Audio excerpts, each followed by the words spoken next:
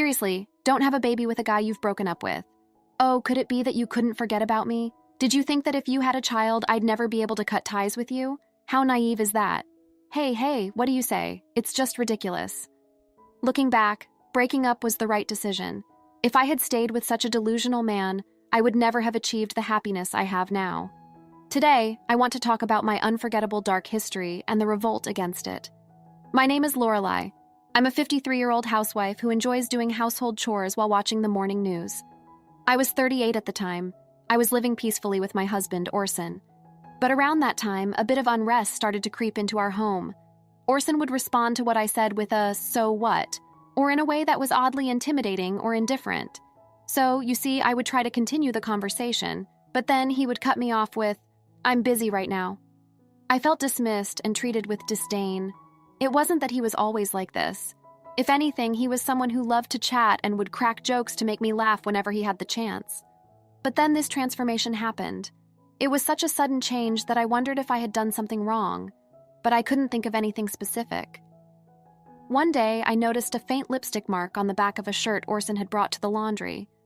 He had come home late from work that day, claiming he had to work overtime.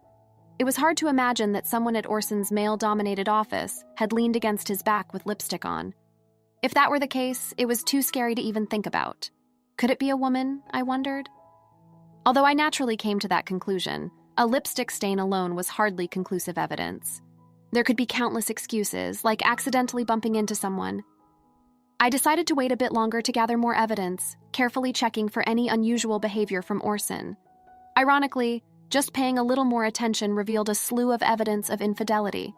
For instance, Orson would always get up to use the bathroom around 2 a.m. when he was sleeping. I had never doubted him before, but it turned out he was using that time to talk to a woman on the phone. In the bathroom, there were also instances when I found long strands of hair inside his suit jacket, and sometimes, upon closer inspection, his handkerchief seemed to have traces of what appeared to be lipstick. The most damning piece of evidence was a tinted lip balm I found when I borrowed Orson's car for the first time.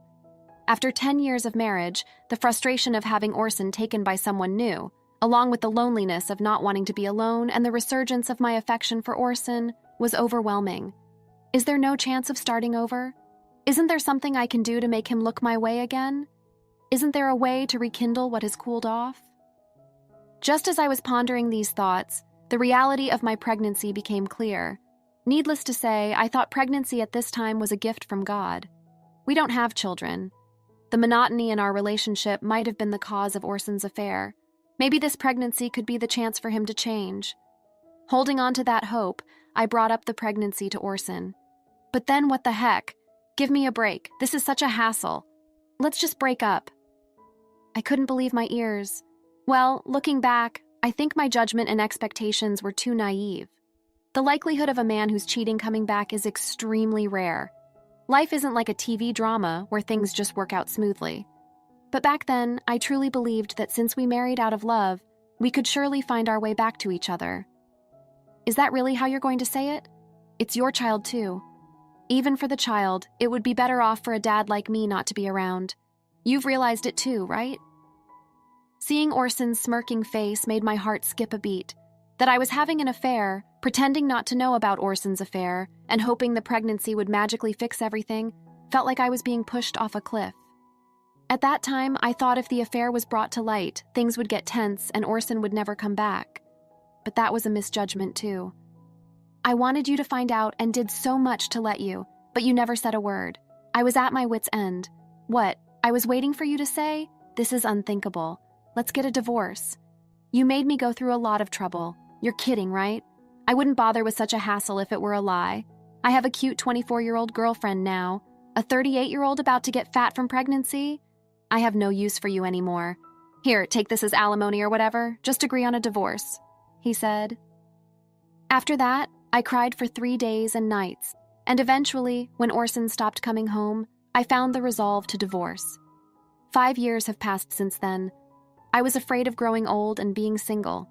But fortunately, I remarried my childhood friend Andrew, also a divorcee, and we live modestly with our child Freya. Andrew had been cheated on by his wife too.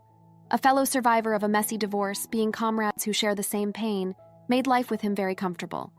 On our anniversary, he would book a fancy restaurant every year, and for my birthday, he would get me something slightly expensive. I felt cherished. I hope these days will continue forever, as we celebrated another anniversary this year.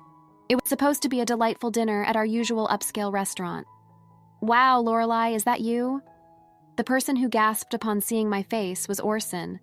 What? Why are you here? I couldn't hide my disgust. What a tragedy.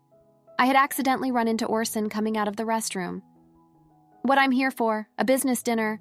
Unlike you, I'm busy, Orson retorted, glancing over my shoulder and approaching briskly. Wow, so you had the child, huh? The one you were pregnant with when we split? That's gross, Orson said, grabbing the child's hand, looking closely and beginning to say outrageous things. Seriously, don't have the child of a guy you've broken up with. Oh, could it be that you couldn't forget about me, thinking that if you had a child, I'd never be able to cut ties with you? How naive is that? Hey, what do you say? Orson grinned, seeming to be having a great time, spinning the child around by the hand. Enjoying the story so far? Show your support by liking and subscribing to our channel. Now let's dive back into the story. The child's face twisted in distress, and he started crying out loud. Daddy, Mommy, help! Some stranger is taking me. There. I'm your daddy and your mommy's right over there. You're just like her, a stupid child. Orson blurted out those words. And suddenly a man towering over, taller than 6 feet, appeared from behind and forcefully grabbed Orson's arm. Excuse me, but that boy is mine. You know what? Orson's bewildered expression almost made me burst out laughing. Huh, is this guy your new husband, Lorelei? Orson asked, confused. I didn't answer Orson's question. I'm not sure what you've been saying, but surely you don't think you can make someone's child cry and get away with it, do you? The tall man said, glaring at Orson. A glimpse of a tattoo peeked out from his arm, and noticing it, Orson instantly turned pale. Wait, Hey, Lorelei, tell your husband to stop, Orson protested. Excuse me, that woman is not my wife, the tall man clarified. What? Confused again. Orson glanced back and forth between me, the man, and the screaming child. What? Then who is this child? Before he knew it, Orson's arms were bound by the man. This man is a lunatic, repeating nonsense. Someone called the staff. There's a man here harming a child. Orson's outcry stirred the restaurant. What a day this turned out to be on such an important anniversary, I thought to myself with a smirk. It turned out to be quite a memorable day. Waiter, over here. I saw this man forcibly grabbing a child's arm. My words left Orson gaping in shock. Wait, Lorelei, what's going on? Seriously, I don't understand what's happening, Orson frantically protested. I said I am not that man's wife, and that child is neither mine nor yours, I explained. But he was right behind you. You were blocking the narrow passage to the restroom entrance, standing there like a post, preventing the boy from entering. He was simply following his father to the restroom, and you obstructed him, I clarified. What? Really? You might want to make people the butt of your jokes, but you should be careful of jumping to conclusions. Why don't you look around a bit more? The tall man interjected. Shut up. I don't need to be lectured by you, Orson retorted. Indeed, my valuable words probably wouldn't reach a suspicious person like you. I'm not a suspicious person, I said with a smirk. Well, any man who approaches an unknown child, grabs their arm, and then uses baby talk like I'm your daddy is undoubtedly suspicious, no matter how you look at it, the tall man added. But that was... And then you tell the woman in front of you a mommy is right there, isn't she? Are you still under the impression that we're married? I questioned Orson with a smirk. As I said this, Orson turned red with anger and shouted, Don't mess with me! But the louder Orson's voice, the tighter the grip of the man holding him. Ow, hey man, back off! I'm innocent! Innocent! Orson protested. It's undeniable that you made my dear son cry, isn't it? I intervened. But that was a misunderstanding, Orson quickly interjected. It's a fact that you misunderstood and assaulted someone else's son on your own accord, I rebutted. Then Orson glared at me and said, You jerk. Yikes! Getting glared at by a suspicious person. How scary, I responded sarcastically, with a hint of mock fear in my voice. This seemed to irritate Orson even more, and he began to struggle wildly against the man restraining him. Thinking you and I are still a couple, huh? Or could it be you haven't forgotten about me? I taunted him with the same accusation he had thrown at me earlier. Predictably, Orson got angry, and sensing the danger, the tall man quickly pinned him to the floor. If you thought you could escape from me, you're sorely mistaken, the man warned. While the man might have meant it lightly, the tattoo visible on his arm made the threat seem all too real. Orson must have thought this might be the end for me today, I thought to myself. Come on, Lorelei, tell them it's a misunderstanding, Orson pleaded. But dragging someone else's child by the hand isn't just a misunderstanding, I retorted. I thought he was my child. Orson's voice broke, resembling that of a child, which made me burst out laughing. You claim him as your child without even acknowledging or paying child support. What did we ever discuss about acknowledgement or child support after our divorce? I questioned. Well, no, but you knew, Orson responded, realizing his error. I had no intention of acknowledging it, which is why you never contacted me, right? Idiot. I wouldn't just let it go. If I had a child, I'd make sure you acknowledged and paid up one way or another. Then why, at that time, the pregnancy test was wrong? I went to the gynecologist, and it turned out I wasn't pregnant, which solidified my decision to divorce. Yes, during those 3 days when the topic of divorce came up and Orson stopped coming home, it's true that I spent that time crying. But considering I might have had a child, I couldn't just divorce without clarification. So I first went to the gynecologist. I wanted to sort out alimony, child support, and future living expenses. In my head, even if we were going to divorce, if avoiding the divorce would benefit the child, I was prepared to endure. However, at the gynecologist, there were no signs of pregnancy, but they did find a tumor on my ovary. During the surgery for that, I happened to share a room with Andrew's mother. Andrew and I were childhood friends, so I knew his parents well. Reuniting with Andrew during his visits, we became close again. At one point, I thought of the pregnancy as a blessing from God to make things work with Orson, but in reality, it brought me to someone who made me realize that parting ways with Orson was the right decision. And it also led to the early detection of my illness. Despite having one ovary removed last year, I gave birth to Freya, my child with Andrew. It may seem like I've been through a lot, but in truth, it's all been for the best. Upon learning everything, Orson turned pale and muttered, "No way, I got dumped by that woman." Needless to say, I couldn't help but laugh. Well, it's no surprise a young woman wouldn't want to be with an aging man like him. At that moment, a police officer appeared. It seems someone from the restaurant had called them. Orson received a stern warning from the police. It seems the misunderstanding was cleared up, and he apologized profusely to the child's family, which prevented the situation from escalating. The scolding from the police seemed to have hit him hard. He even came to apologize to me. Since Orson doesn't know where I live now, he went to my parents' house to express his apologies to my mother. He admitted that the way we parted was the worst and that he was wrong. Aging, having been abandoned by his affair partner and finding himself increasingly isolated, the recent incident seemed to have broken him, leaving him to feel the loneliness of having no one to comfort him. Well, it's too late for apologies now, as far as I'm concerned. I continue to ignore Orson. Honestly, if we hadn't met there, I probably would have gradually forgotten about him altogether.